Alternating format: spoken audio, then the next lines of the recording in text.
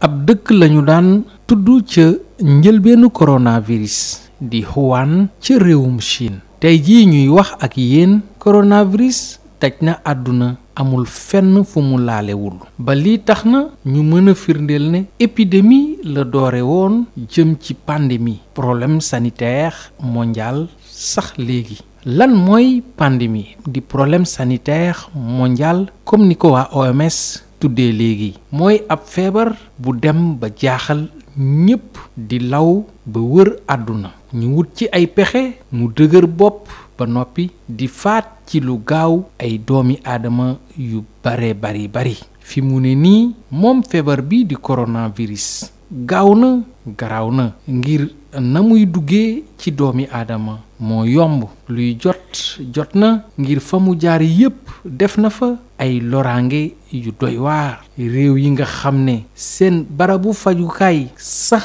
dafa xarañ lool ci wàllu kër docteur, am matériel, am ay docteur yu am xam-xam di pays développé yi, coronavirus bi andi na fa tiis ak njàqare gu doy waar. Chine, Italie, France ba jëm Espagne commencé sax léegi di laale ci Amérique ak Canada. coronavirus laal fépp ci secteur yi ba ci secteur économique. nit ñi toog nañu seen kër bañ a génn ngir moytu. léegi nag gannaaw daj na fépp, moytu ak fexe ba jëfe tegtal yi nga xam ne waa kër docteur ak spécialiste yi ñoo ko digle. su ko defee yàlla mi nga xam ne dara dowu ko mun naa fexe ba feebar bi jóge fi. kon gaay léegi fagaru moo gën fuuf faju na ñépp fagaru.